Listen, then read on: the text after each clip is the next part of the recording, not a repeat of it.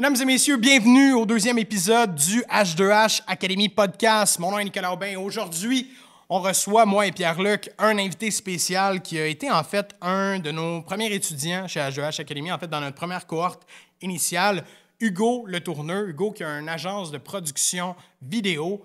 Vous allez apprendre un peu sur son parcours, les défis qu'il a vécu à travers les dernières années. Moi, j'étais intéressé de l'avoir avec nous parce que Hugo, je l'ai vu striver dans les dernières années. Je l'ai vu grossir sa business. Je sais qu'il a passé à travers des moments pas faciles non plus. On en parle pendant cet épisode-là.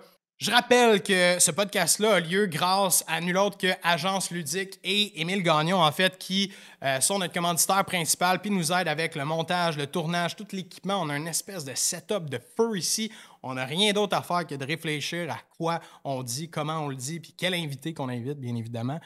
Fait que si jamais vous avez besoin d'aide pour bâtir votre podcast, n'hésitez pas à contacter l'Agence Ludique. Are you behind on your credit card bills? Good, pick up the phone and start dialing. On vend pas comme on consomme, right? Malheureusement, tu laisses aller ton client à la compétition. Mesdames et messieurs, très content d'avoir notre invité aujourd'hui, invité qui a été un de nos, en fait, dans nos premiers clients, PL, si je ne me trompe pas.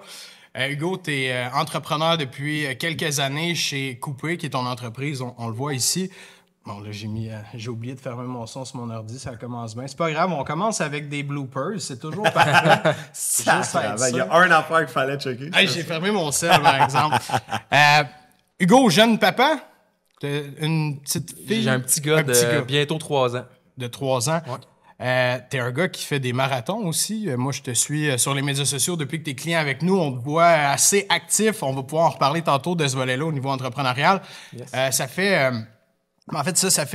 4 ans que tu as ouvert Coupé directement? Ça fait 2 ans que j'ai ouvert Coupé. Ça fait 4 ans que je suis en production vidéo. Que tu es en production vidéo directement? Ouais. Parce que quand on a commencé, c'était quoi? Ça fait 3 ans. Tu n'avais pas encore ouvert cette entreprise? Non, exact. C'était pas encore. Je l'ai ouvert après ça. C'était comme un peu le prémisse là, de ça. Là. OK. Ouais. Depuis que tu es parti de chez H2H Academy, moi, je te suis. Puis c'est une des raisons pour laquelle j'avais envie de t'inviter aujourd'hui parce que je vois que tu es comme... Puis on en voit beaucoup des entrepreneurs qui ont différents éthiques ou différentes, je pourrais dire, constances. Toi, tu es présent, en fait, sur le web. Ta business, elle n'a pas arrêté. Tu n'as pas arrêté de mettre des efforts là-dedans. Qu'est-ce qui s'est passé depuis le jour où tu as quitté H2H à aujourd'hui? Je dirais que j'ai continué. Quand j'ai commencé, en fait, là, j'étais travailleur autonome, je travaillais seul, j'étais pigiste pour des agences, tout ça. Puis, je voulais comme prendre mon temps pour ouvrir une boîte là, vraiment avec une bonne équipe derrière moi. Fait que ça a juste été après ça de faire mon plan, de comment je voyais ça, de lancer ma business. Après ça, j'ai trouvé un associé à ce moment-là qui n'est plus avec moi aujourd'hui. Puis, on a fait le lancement là, quelques mois plus tard, là, je pense 6-7 mois plus tard. Là. OK.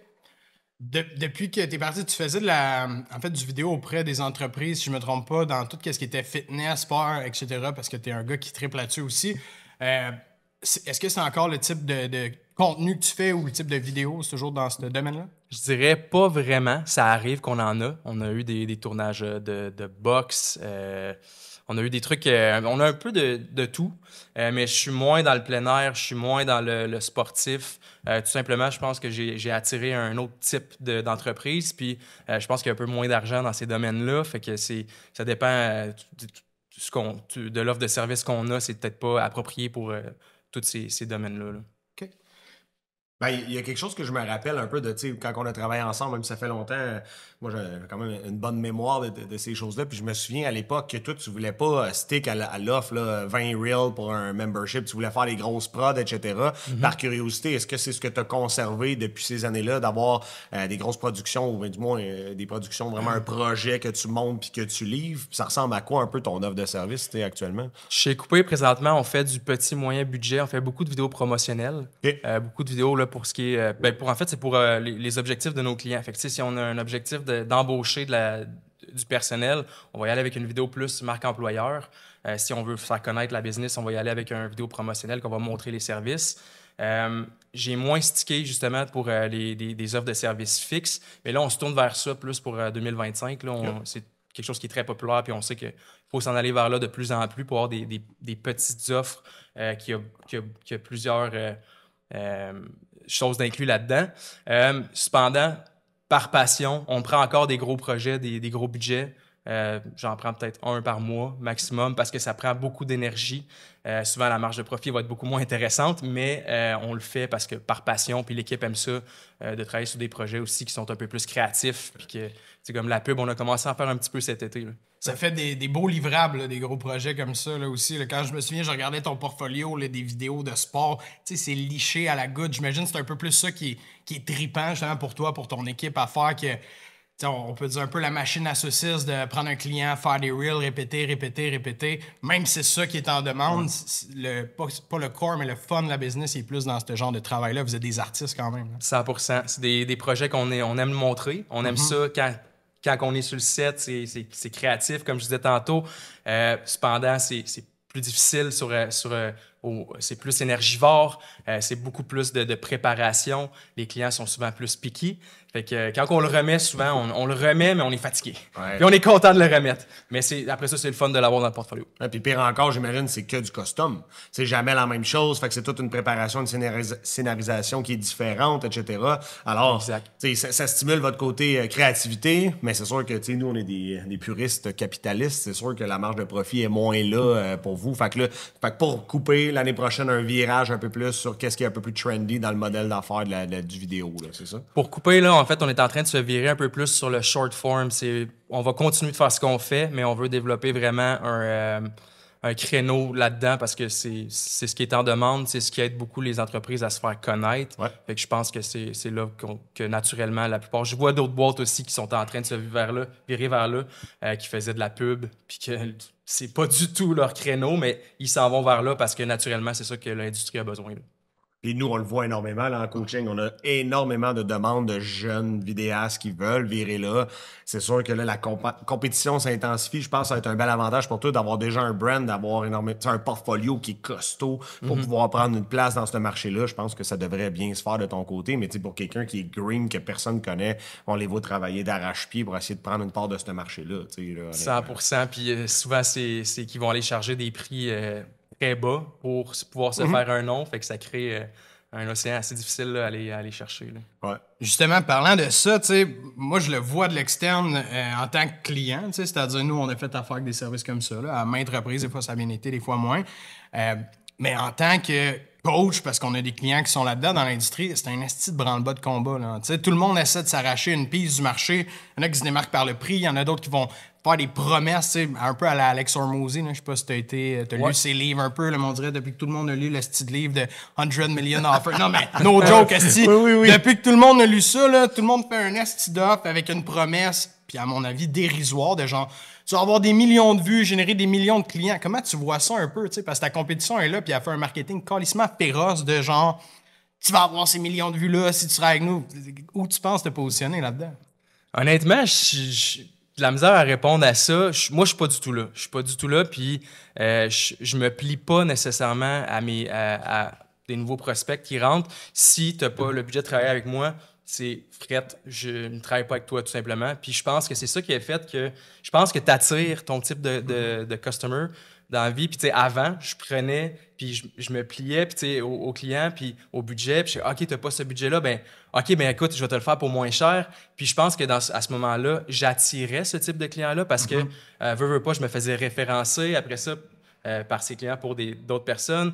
Puis là, peut-être que ça se discutait du prix que j'avais fait. À un certain moment, quand j'ai lancé Coupé, en fait, j'ai décidé, à partir de maintenant, on fait rien en bas de temps.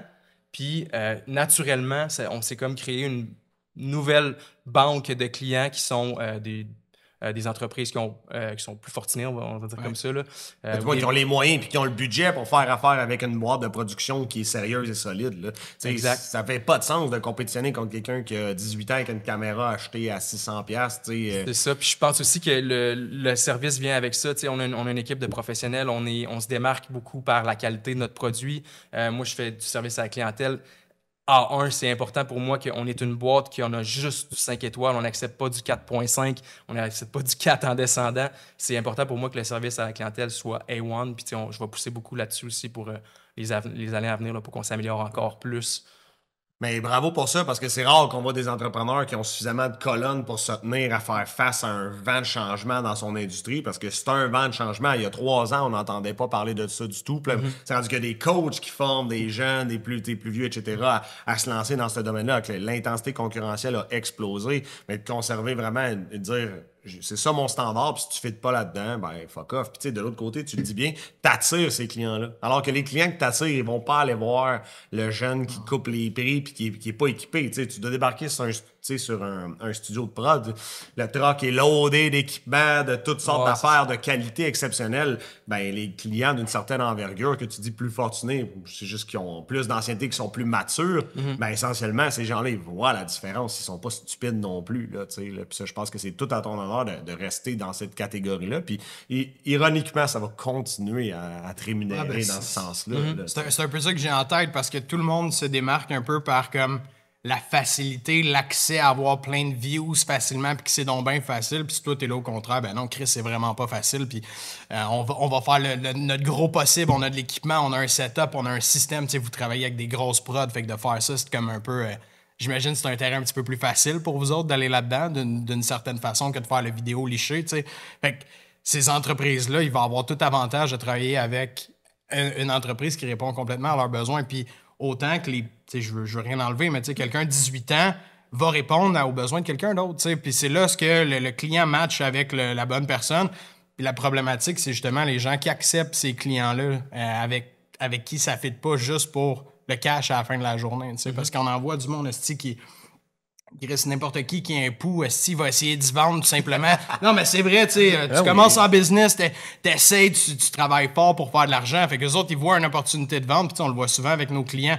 Je comprends pas, je close pas, Chris, si t'as pas le bon client devant toi, là, tu sais, c'est le fit, il est pas là, toi, t'essayes juste de forcer quelque chose, fait que ce brand-là, je pense que tu dégages déjà, va t'apporter ce genre de clientèle-là, définitivement. D'une approche, l'approche que tu fais, en fait, est basée quand même sur un peu de théorie. Là, c'est de la segmentation de marché. Tu t'établis un type de client pour lequel tu fais affaire, puis tu délaisses le reste. Puis ça, ben, la majorité des gens ont peur de faire ça parce qu'ils disent, si je fais pas affaire avec tout le monde, ben, j'aurai pas de business. Mais fact is, si tu veux être référé dans une talle ou dans une niche en particulier, il faut faire une segmentation de marché dans un créneau qui te passionne, qui te rémunère bien, puis qui en plus t'épanouit puis t'émancipe dans ton entreprise. Fait que gros thumbs up pour ça, parce que bien des gens qui ont peur de ça puis qui shake à l'idée de faire cette décision-là, tu sais. Fait que je trouve que ça, il faut le souligner, c'est exceptionnel, honnêtement. Là. Merci, j'apprécie. Tu te souvenais-tu du module sur la prospection de Il vient de dire segmentation, j'étais comme, c'était loin dans ma tête, je retourne des fois le revoir, puis c'est juste pour me rappeler un petit peu, mais c'est sûr que ça fait un petit bout déjà, là. Ouais, 100%. Question pour toi, en fait, tu sais, t'as vécu quand même beaucoup de changements, on peut dire, dans les 2-3 dernières années, depuis qu'on a travaillé avec toi. Tu sais, ça a été quoi les plus gros changements de coupé? Là, tu parles, premièrement, de changer un peu l'offre de service, d'aller vers un marché, justement, qui est peut-être plus responsive, plus intéressant pour toi. Ça a été quoi les autres gros changements? Qu'est-ce qui est arrivé dernièrement? Bonne question. Écoute, t'as un petit peu, là. Tu m'avais parlé d'un associé, je pense. Qui est sorti. Ouais, ben, en fait, on a lancé la boîte à 2 en novembre 2022. On a fait notre première année ensemble, puis c'est ça, il y a un événement qui est arrivé que du jour au lendemain, mon associé de l'époque, il m'a annoncé en revenant de voyage, il m'a dit, écoute, j'étais en voyage, puis j'ai réfléchi beaucoup, et puis je me suis rendu compte que c'est pas fait pour moi. Le modèle de business finalement ne l'intéressait pas, puis il m'a dit, écoute, j'ai l'impression que je te ralentis, j'ai l'impression que tu pourrais aller beaucoup plus loin, puis on prenait les décisions à 2, veux pas, on était 50-50 dans le business, fait que puis je m'en rendais compte aussi, quand il m'a dit ça, c'est comme si, pour moi c'était un choc, mais j'ai comme allumé, ben oui, crime, c'est vrai que moi, je voyais les choses d'une telle façon, lui d'une telle façon. Puis le fait qu'il parte, ben, ça faisait du sens pour moi. Cependant, ça a été un assez gros challenge pour moi dans ma vie. Je pense que ça a été je dirais, le 3 à 5 mois le plus difficile en affaires de toute ma vie. Parce que, premièrement, on était une boîte, on a lancé en novembre, mais on a fait notre lancement officiel en juin. On a attendu d'avoir de l'argent pour faire un beau lancement ici dans le studio, puis de faire de quoi de super. On a invité un humoriste, on avait des cadeaux, tout ça. Fait que on s'est propulsé en juin, puis en octobre, il m'annonce qu'il quitte. Fait que là, ça paraît pas bien.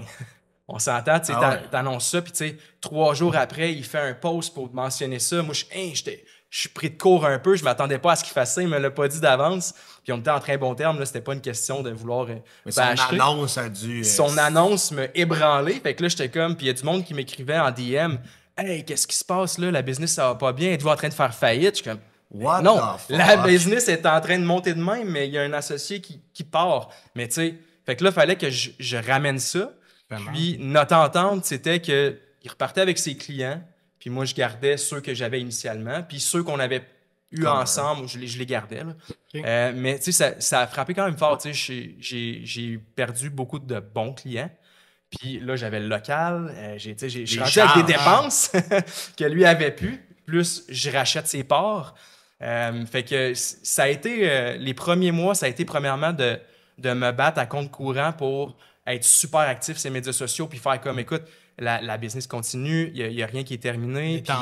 Puis tu sais, de ramener ça, puis d'aller chercher de la nouvelle clientèle aussi pour s'assurer que ça continue bien. Là. Mais lui, il est parti avec la moitié de la clientèle, quoi. Vous aviez chacun vos clients quand vous avez décidé de lancer ensemble. Ouais. Lui, il est parti avec la moitié de son bord. C'est des contrats récurrents, quoi, des gros clients? Ou? En fait, c'est ça, c'est qu'on avait, à la base, quand j'ai lancé le projet, Coupé à la base, c'était mon projet. C'était moi qui ai monté ce projet-là, j'avais le nom. Puis j'ai rencontré, durant l'été 2022, j'ai rencontré plusieurs personnes. Je leur ai dit, écoute, j'ai un projet, je me cherche un associé, nanana.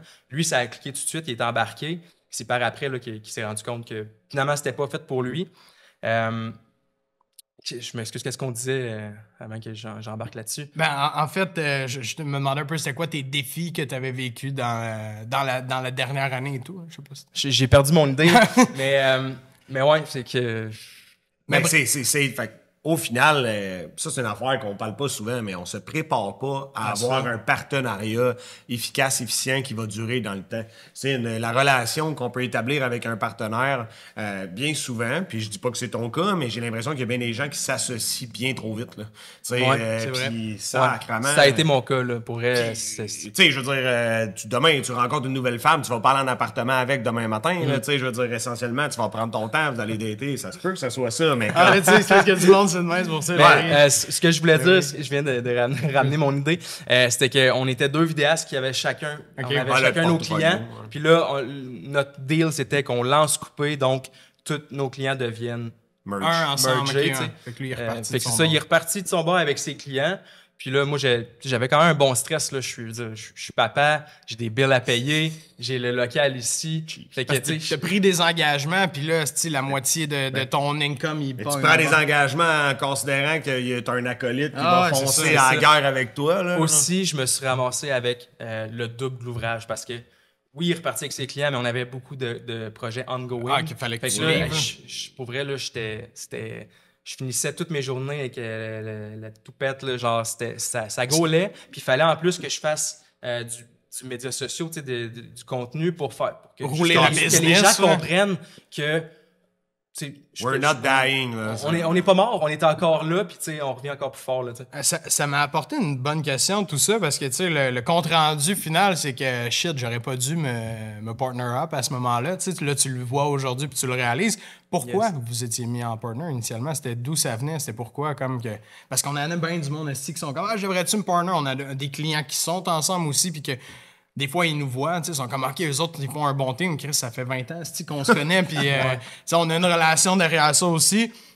C'est pourquoi vous autres, vous aviez partner up? Le domaine de la production vidéo, c'est un domaine qui est très énergivore. Fait que, c'est pas long que tu te ramasses dans le jus avec beaucoup de projets, puis c'est pas parce que tu es dans le jus à côté que tu fais tant d'argent avec ça, t'sais.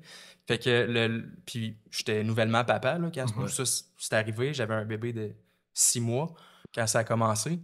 Fait que le but, c'était aussi de me déloader. Puis quand j'ai partner up avec un autre gars, justement, puis qu'on a commencé à engager des monteurs vidéo à l'externe au début, puis du monde pour nous aider sur le tournage, je me suis ramassé avec une un luxe, que je pouvais terminer de travailler à 4 heures. Qualité de vie. 4 heures et demie, tu sais, ce que j'avais pas avant, tu sais. Puis j'avais de la misère avec la maman aussi. C'était comme j'avais des rushs à terminer, il fallait que je termine de travailler super tard. Fait que puis je travaillais de la maison aussi à ce moment-là, c'était différent. Fait que tu sais, c'était un peu c'était un luxe là, de pouvoir me gâter cette vie-là, d'avoir une équipe aussi pour m'aider. Puis, tu sais, de ne pas le faire tout seul parce que c'était mes premiers pas en affaires, on peut dire ça de même. Ça fait 11 ans que j'étais en affaires, mais comme travailleur autonome. Là, c'était comme, je voulais monter une équipe, là, tu sais. Fait que j'ai appris toutes sortes de facettes que je connaissais pas du tout. Puis de le faire à deux, c'était plus facile, là. La question qui tue. Yes. Fait que là, après 3 à 5 mois, t'es-tu revenu à la vie que tu voulais avoir avec un Je suis partenaire? revenu à la vie que je voulais avoir. Puis solidement, je pense Bravo. que j'ai vraiment ramené la business. On va faire un plus gros chiffre d'affaires cette année que l'année prochaine. On l'a déjà dépassé. Mais, puis, tu sais, j'ai travaillé fort pour, là. Mais, Aucun doute là-dessus. mais ouais, non, je suis revenu pas mal à la vie là, que j'avais, là. Puis, je finis à 4 heures quasiment à tous les jours. Je commence à 9 heures. Tu sais, j'ai des semaines un peu plus rough, tu sais. Cette semaine, on a fini souvent très tard, puis ça arrive des semaines comme ça, mais ça, c'est normal. Tu sais, c'est un domaine où tu es obligé des fois d'avoir un horaire flexible. Étiré un peu, là. Ouais. Mais t'as l'air, tu sais, puis comme je disais tantôt, tu fais des marathons, esti, t'as l'air d'un gars qui est quand même très structuré dans sa vie en général. Tes matins, tes soirs, tu dois avoir une certaine organisation quelque part là-dedans. Là. Ça se fait pas tout seul être capable de commencer le matin à 9h, finir à 4h, parce que Chris, on est capable de le faire, mais en tout cas, pour moi, c'est pas facile. Là. On voit le défi qui est derrière ça, puis on voit bien du monde qui rêve de ça, tu sais, ou qu'au contraire, sont comme moi, je hustle toute la journée, puis qui se brûlent, tu sais. Ouais. D'où ça vient, cette éthique de vie-là, ces bonnes habitudes de vie-là que tu as? Ben écoute, je pense qu'on se rejoint un petit peu là-dessus. Quand on s'est rencontrés, j'étais en train d'en faire un. J'ai fait un 75 Hard pour la première fois en 2020. Puis moi, avant d'être entrepreneur, producteur vidéo, tout ça, j'étais un DJ, je travaillais dans les bars, puis j'avais un mode de vie complètement malsain. Puis un cercle d'amis. Tu sais, tout était fait pour que... En tout cas, j'étais super pas à mes affaires. Je me couchais à 6 heures du matin, je me levais à midi. Puis là, pandémie hit. Je repars du début, là, mon histoire, tant qu'à ça. Mais pandémie hit, je me retourne de bord. Je suis comme, je vais me lancer en production vidéo.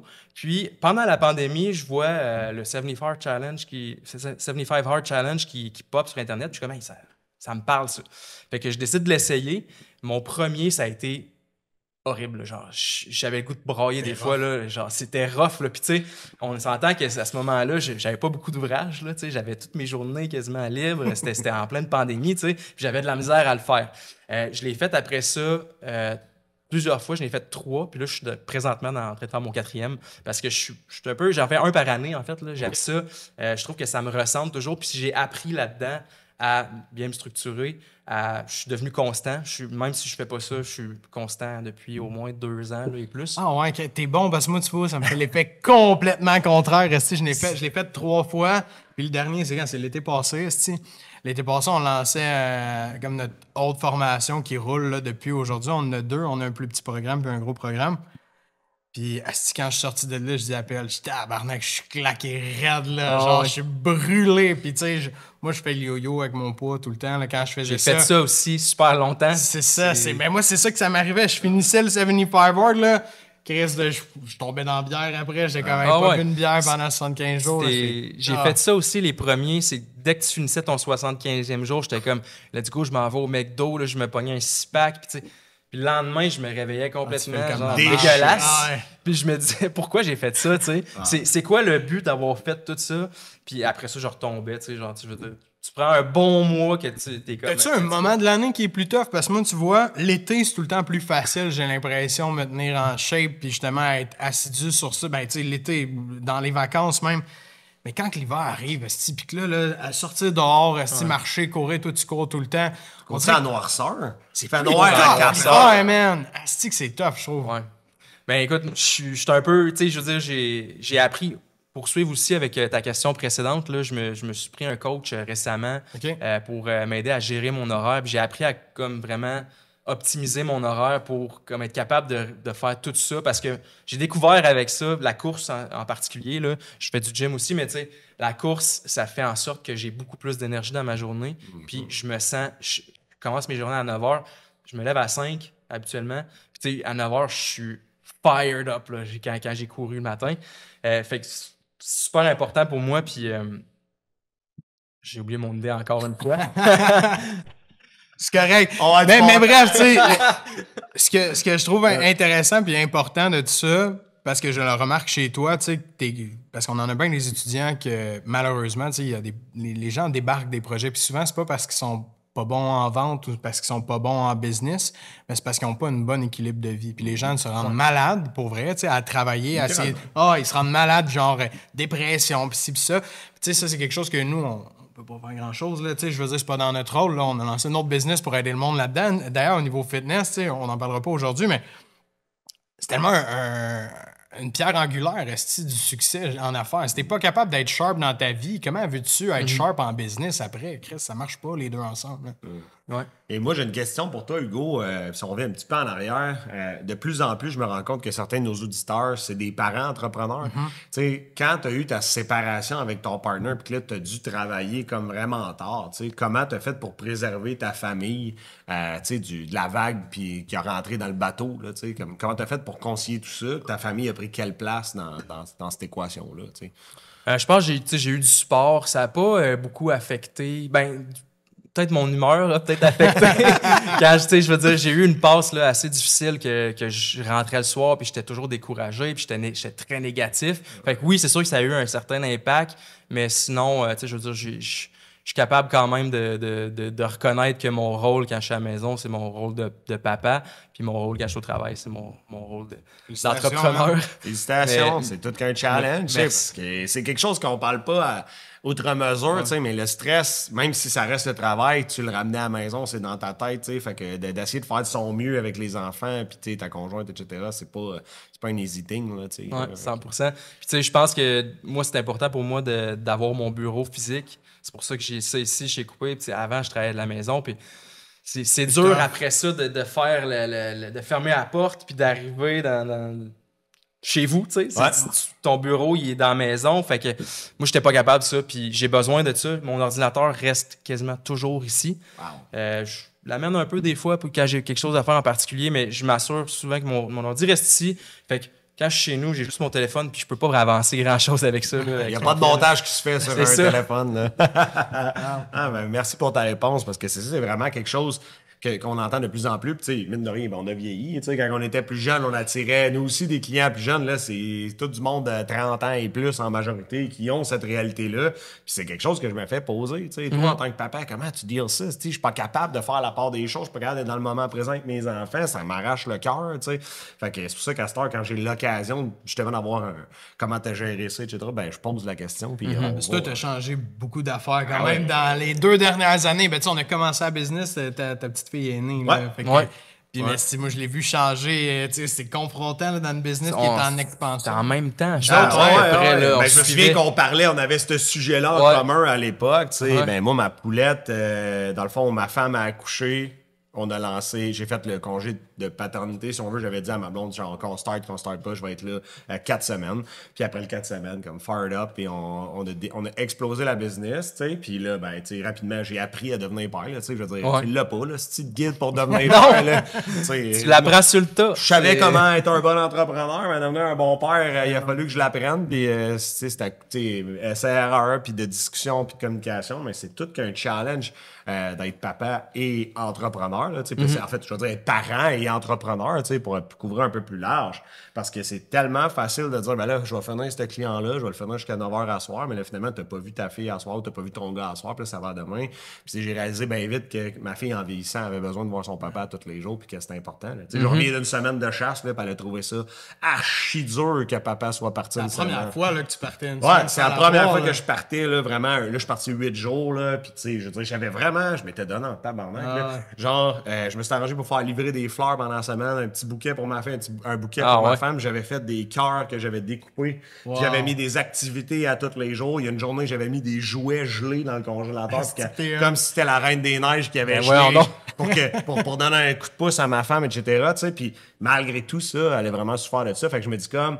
Puis là, j'étais pas là physiquement, mais le côté insidieux, c'est si t'es pas là, psychologiquement, tu crées le même genre de dommages, là, tu sais, là, Ouais. fait que, ou le même genre de problématique.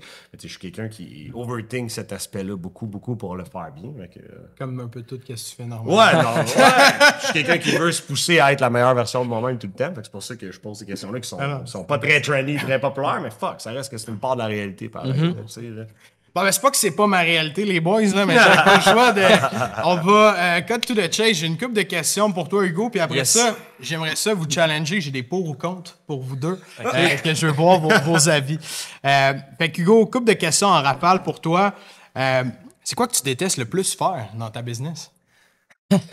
J'aime pas faire tout ce qui est le technique, faire les horaires, tout préparer les projets. Puis présentement, c'est ce que je fais le plus dans ma business. Être un gestionnaire dans sa business. Ben non, mais tu sais, c'est la gestion de projet. Là, parce que là, on a des plus gros projets maintenant. On a des projets un peu plus...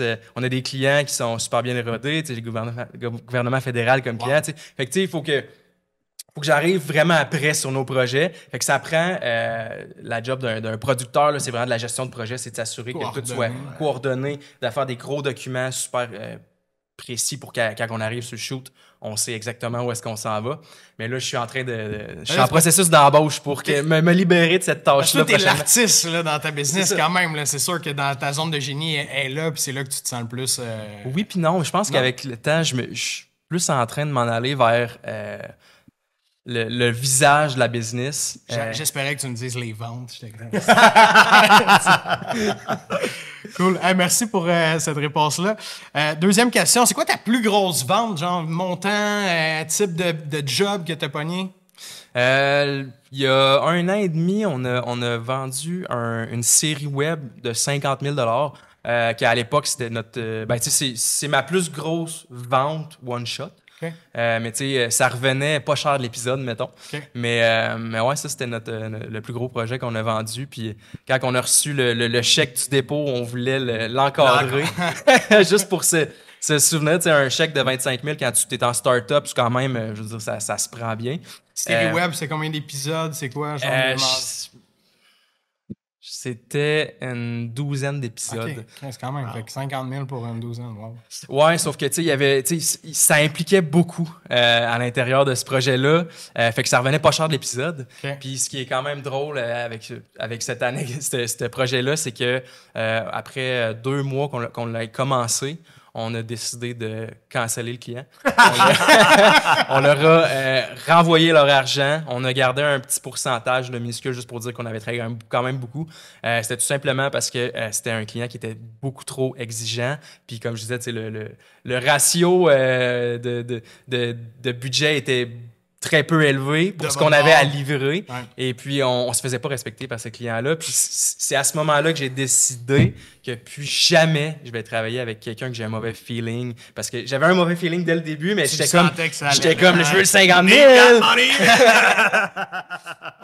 Fait que c'est mon plus gros. Cool. Ah, nice. C'est quoi la pire erreur de gestion que tu as faite? La pire erreur de gestion, je pense, c'est d'engager trop vite. OK.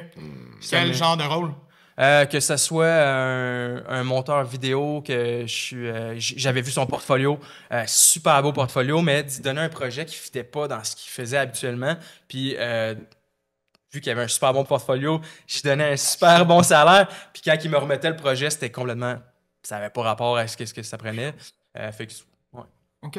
Mais ça fait du sens. Je pense que c'est le défi de bien du monde. C'est ça, erreur de gestion commune, là. Engager trop vite, là, prendre le temps, faire une embauche. Puis l'opposé aussi, qui est congédié pas assez vite. Exact. J'ai encore conservé un bois mort qui traîne en espérant qu'il change, mais comme, ou qu'il s'améliore, là. On va brûler des opportunités. Puis surtout dans les ventes, nous autres, on le vit avec des clients. Non, les bois morts aux ventes, ça coûte cher en crise. Tu respectes pas tes KPI, goodbye. Bye-bye. C'est fin d'histoire. Autre question un peu plus cheesy peut-être, mais c'est quoi ta définition du succès en affaires? Cheesy as well. Ma définition du succès, là, cheesy. Je pense que c'est juste c'est pas nécessairement d'avoir un gros chiffre d'affaires, un gros salaire, le gros char, la grosse maison, ni business que tout le monde connaît. Je pense que c'est plus de réussir à de faire quelque chose que tu aimes, puis d'avoir une balance de vie là-dedans, puis d'être juste bien là-dedans. Je pense que c'est ça qui est... L'équilibre. Yeah. C'est ça qui est le plus important. Puis après ça, ben, je pense que c'est d'être heureux, parce que d'avoir cet équilibre-là, ça te rend heureux. Puis, tu sais, je veux dire, t'as bien beau grinder comme un malade, puis de faire un gros salaire, puis d'aller, tu sais, je veux dire, si t'es pas heureux à la fin du compte, puis que ça te fait chier de rentrer, si t'as pas cette balance-là, tu sais, parce que nous autres, on est deux très insatiables. En tout cas, je sais pas pour toi, mais Chris, on n'est jamais content de ce qu'on a. Là, on finit par... Fait que, tu sais, ben, c'est ça. Ben, moi, depuis plus que je vieillis, plus que je le remarque, puis plus que j'essaie de me détacher de cet aspect-là, parce que je me dis, Chris...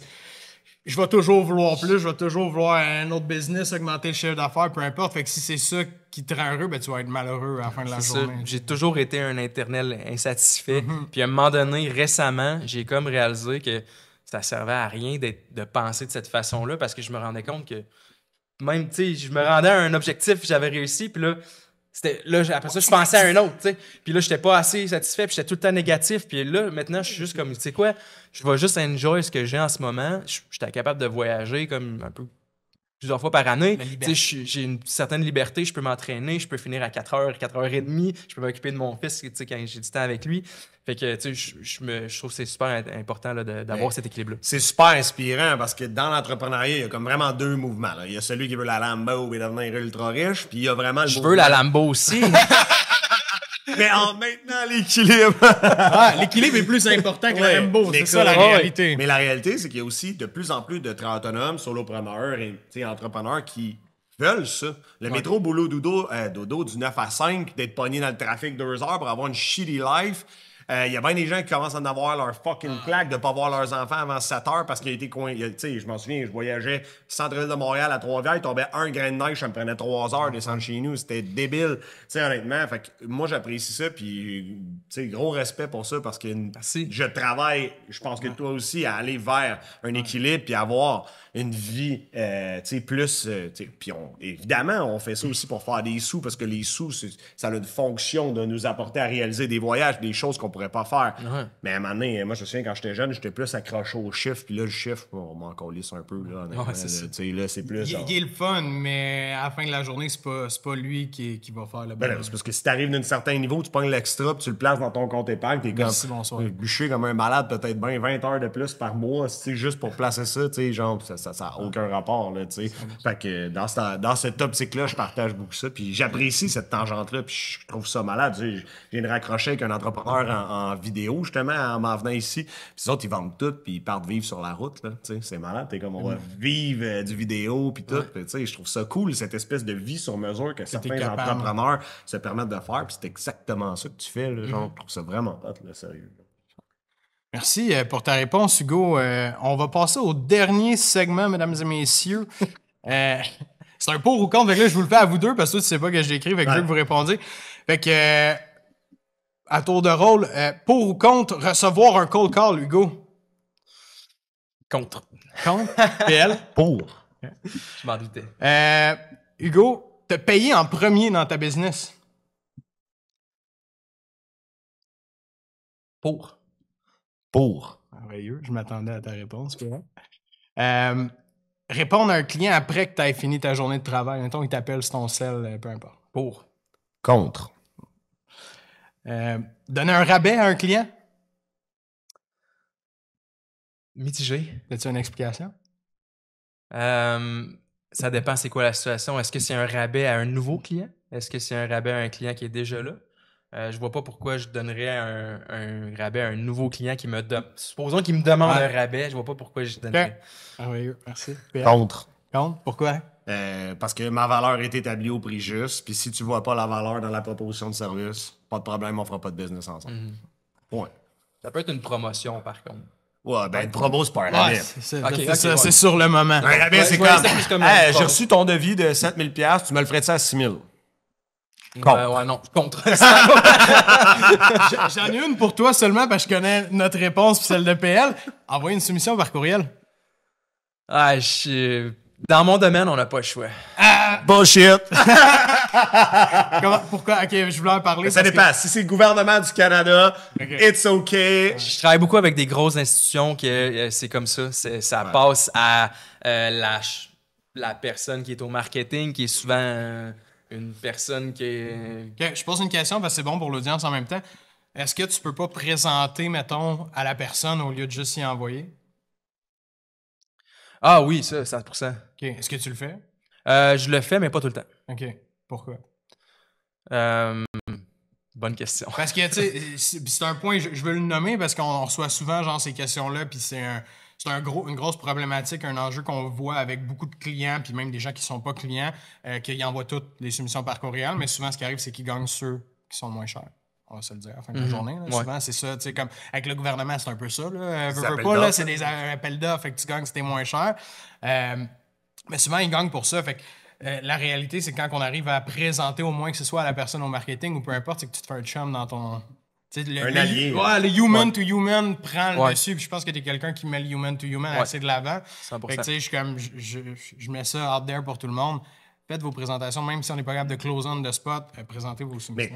Mais cette perspective-là d'envoyer les soumissions par courriel, là, c'est le seul cas d'exception que je ne vais pas taper sur l'étudiant Ben non. qui fait ça. Parce que je suis comme... Il n'y a pas de façon. Là. Tu vas pas aller parler à Justin Trudeau pour représenter ton devis. Là, on s'entend. Non, là, c'est tu sais, ça. pas Ben, il y a aussi une question que je suis dans le jus. Ah, ça, c'est une mauvaise expression. Mauvaise Pas quelqu'un réponse. qui t'aidait dans ton organisation? Il faudrait que tu lui parles de ça. Sorry de t'avoir mis on the spot. Là. Non, c'est fallait que je le nomme. Hugo, merci pour de vrai. Super intéressant. Merci de nous avoir partagé tout ça, puis ta réalité d'entrepreneur, puis les défis. J'espère que ça peut aider d'autres personnes qui sont ici à l'écoute aujourd'hui. Si les gens ils veulent te trouver, ils veulent venir voir qu'est-ce que c'est Coupé ou s'ils ont besoin de tes services, où est-ce qu'ils peuvent te retrouver? Mon Instagram personnel, Hugo Le Tourneux. C'est Directement. ouais, exact. Sinon, le Instagram coupé, à commercial coupé.ca. Vous pouvez également me rejoindre sur LinkedIn. Je suis plus facile pour Toujours là. d'aller répondre, directement droit au but en business. Merveilleux. Merci beaucoup, Hugo. Merci d'avoir été là avec nous. Mais merci les gars pour cette opportunité-là de pouvoir parler et jaser avec vous. Ça fait plaisir. Fait que bonne continuation, Hugo. Merci. Let's go. Merci d'avoir été avec nous pour ce 2e épisode. J'espère que de voir la vie entrepreneuriale d'autres personnes comme ça, les challenges, la réalité vraiment derrière ça, peut-être que ça vous fait réaliser que ce que vous vivez, c'est pas si, loin de la réalité des autres non plus. On est tous un peu dans le même bateau en tant qu'entrepreneur. On vit des défis, des challenges, de la croissance, un peu comme tout le monde. Fait que si vous vous sentez interpellé par ça, n'hésitez pas à nous en parler. N'hésitez pas à parler à Hugo, voire même le contacter si vous avez des questions. Je rappelle que si vous aimez ce type de contenu-là, n'hésitez pas à vous abonner sur toutes nos plateformes, Instagram, h2h.academy, TikTok, h2h Academy, YouTube, on est un peu partout. Donc, encore une fois, merci d'être là. On se revoit dans un prochain épisode.